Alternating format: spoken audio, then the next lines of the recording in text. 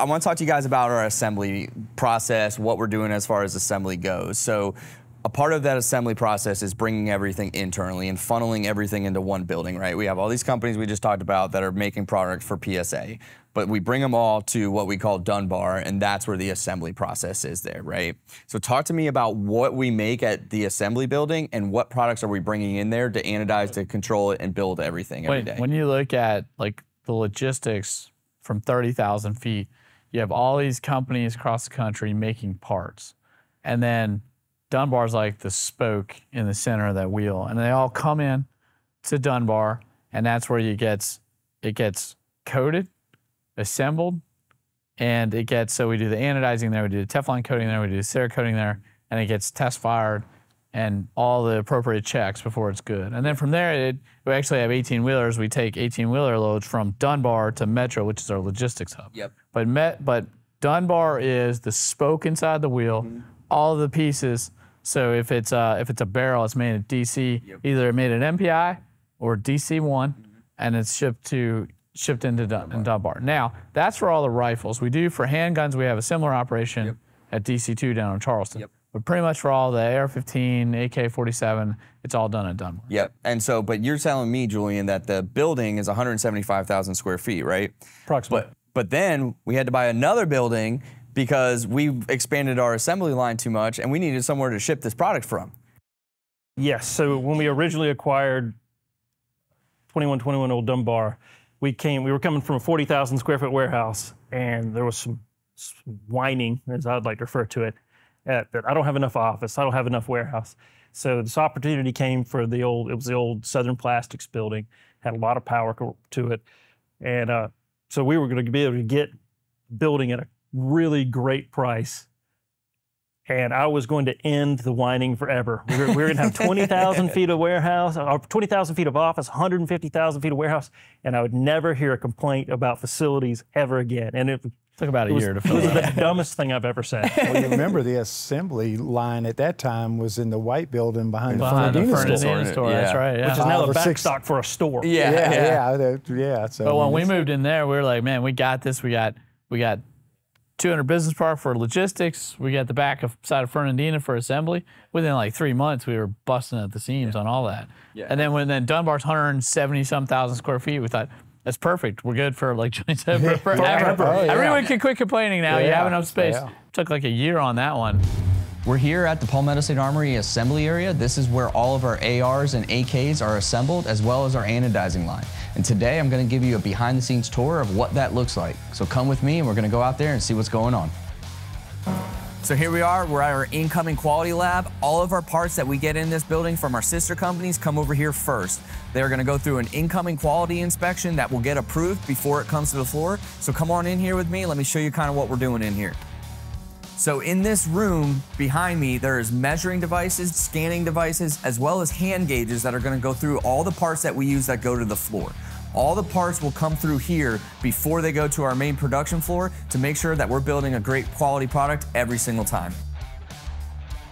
So after our parts are then approved by incoming quality, they come back to our inventory, which is right behind me. All of this racking here is for our internal builds only, not to be sold online. Everything you see on these shelves is to be used in a build. After they're on our shelves, our inventory and our planning team work together to cut some work orders to then be pulled to be out on the floor for production.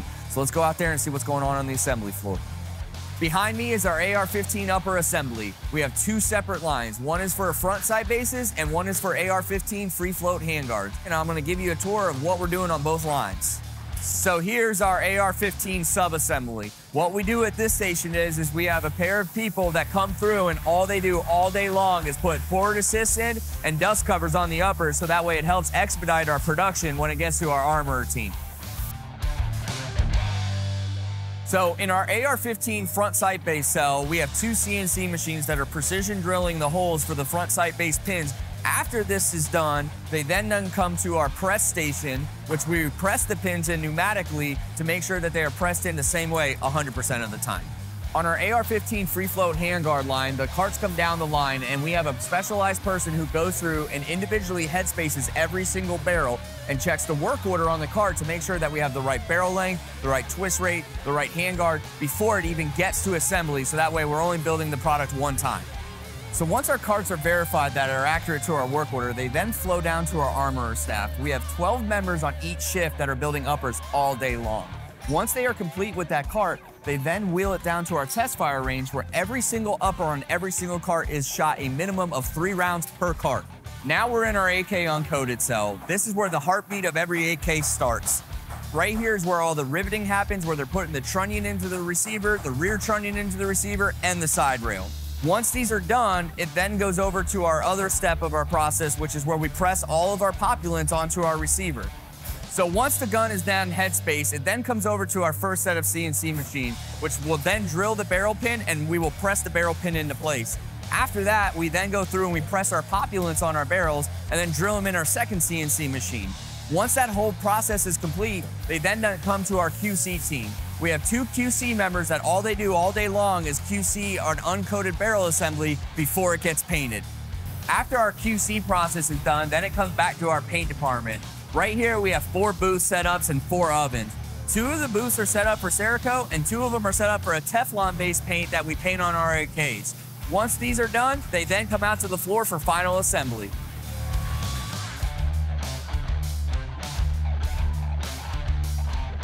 After they come out of our paint department, they then come over to our final assembly of our AK line. Right here is where they get the furniture put on the product. That way we're building them to the right work order that our planning team has cut for us. After these are done, they then roll into our test fire area and they get shot a minimum of 8 rounds through every single AK that's 7.62 by 39 and a minimum of 15 rounds through every 5.56 AK that we make. Our final ARQC is after test fire, and that's what they're working on right now. Every single AR-15 upper, lower, rifle is all function checked, fit checked for blems, dings, or dents, as well as a final wipe down before they go into our packaging department. Behind me is our Jackal and our Saber team. This team is a dedicated team that is separate from the regular production team. Over here, all of them are cross-trained to be able to either build a Jackal or build a Saber. This stuff takes a little bit more time than our regular production, so we make sure that we have them separate so that way they're not involved with the regular production environment.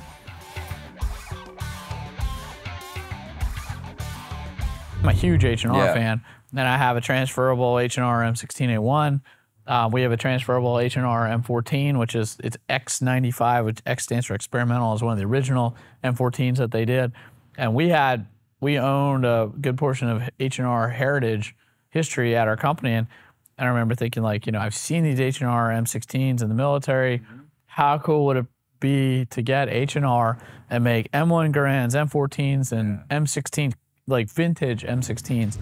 We've arrived at H&R at JJE Company. During the Remington bankruptcy, one of the companies that was acquired by JJE was Harrington and Richardson. And what we're doing in here is we're making all the cool retro style guns. So let's go in here and take a look at what they're making today.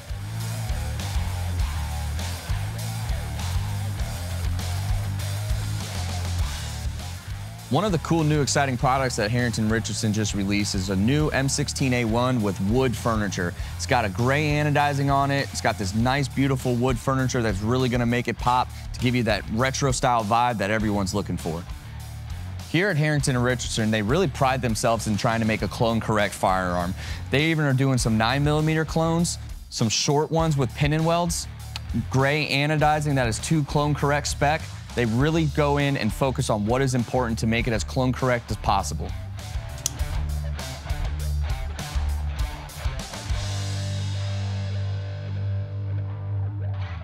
If you're into retro and clone builds, check out Harrington and Richardson. We're here in our non-serialized packaging department. Once it passes through final QC, it will then come into this room. The team in here will verify that the work order is correct to what's on the cart before putting it in the box. Once it goes in the box, it gets palletized and shipped over to our distribution center to be fulfilled to your order. Behind me is our serialized packaging department. Once the product goes through final QC and is approved for packaging, it comes into this room. This is where all of our serialized items will get packaged up before being sent over to our serialized warehouse to be shipped out to you.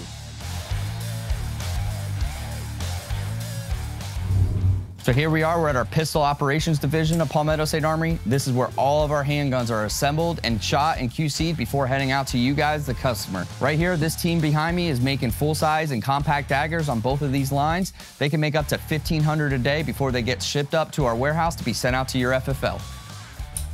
One of the biggest things that we focus on here at Palmetto State Armory is trying to be more efficient on a daily basis. And the way that we do that is that we do a lot of sub-assemblies prior to making it to the line. So that way, when that product gets to the production line, all they're doing is putting a final part in it and it's ready to go to final QC and testing. Right behind me here is our micro dagger cell. This is where they're making frames, slides, and complete guns. They all start on one side of the aisle, come to the next side of the aisle, and meet in the middle to be a complete gun. After this process is done, it goes to final QC and to test fire. Here we are, we're at our test fire range for all of our handguns. Here we preload all of our mags ahead of time. That helps increase our efficiency, so when the carts go in to be shot and test fired, they're ready to go. We don't have to wait any downtime on mags getting loaded. Every single one of our guns here will get 5 to 10 rounds through every single gun. Sometimes we shoot up to a full mag through every gun just to make sure that we're sending out a quality product every single time. Once the guns pass through test fire, they then come over to our outbound processing center. This right here is where they will package everything up, get rid of the serial numbers out of our system, and then they put it on a pallet and ship it up to the warehouse to be then sent to you, the consumer. So here we are in our test center room. This team in here will independently test all of our new products or any changes to our products. That includes any drop testing, mag compatibility, any new endurance testing that needs to be done. This team in here is absolutely critical to all of our new products that we come out with because they are independently testing this stuff, so it's an unbiased review. So just like this STG-44 right here, they are actively testing this and giving us the feedback that we need to make this a better product.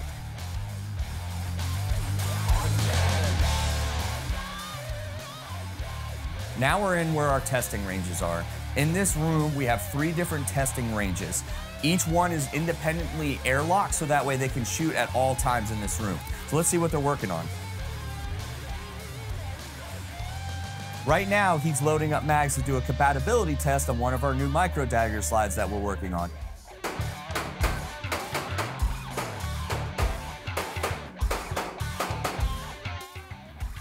We also do all of our AHC ammo testing here. So anytime we come up with a new caliber, we make sure that we go through and do a reliability test on all different types of firearms, not just PSA product. We do a variety across the board to make sure that this product is reliable to you, the consumer.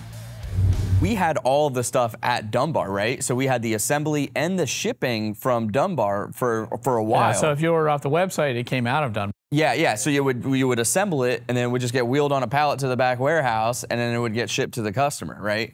Yeah, so now it's the PSA assembly building for just PSA products. Yeah. Yep. And so then when we started to expand and we ran out of room because everybody was whining to you again, saying we needed more room. Yes, you ended up finding another building. So we found Ekubonu Brake Plant, which is 315,000 feet.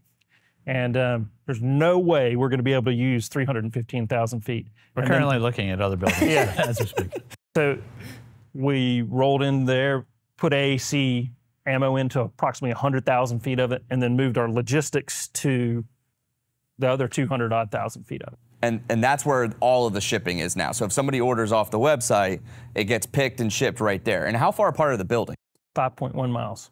So we have a truck all day long that is just making runs from assembly to metro, dropping off the product to get on the website and get live to ship to the customer. So here we are. All of our parts are made and assembled. They come over to our distribution center. When you buy something off our website, this is where it'll ship from.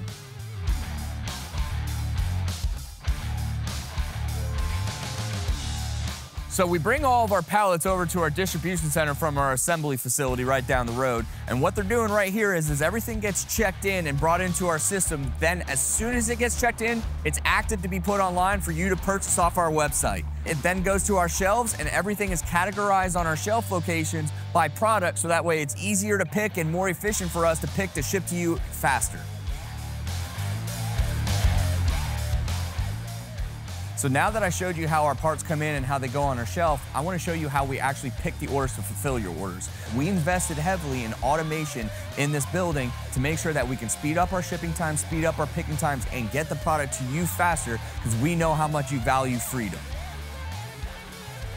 So now that we're done picking the order, it comes over to our shipping station. Here, there's scannable barcodes that are on each shelf that is allocated to that order. So when it gets to the shipping person, they just scan the barcode, it automatically fulfills your order, prints the UPS label, and then it's boxed up and it's on a pallet heading to you.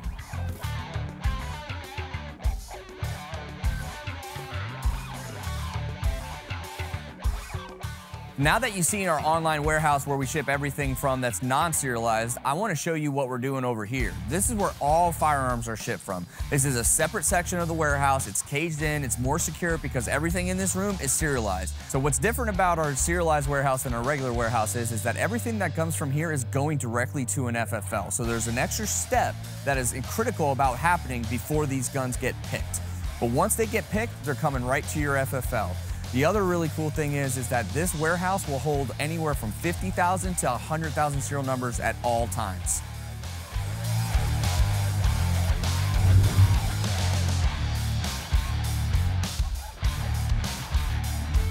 Join us next week for episode 5, where we tour America's ammo company and explore the process of how your ammo is made. Cameron here with Palmetto State Armory, and today I'm going to give you an exclusive behind-the-scenes tour of how we make our ammo here at AAC, a JJE company.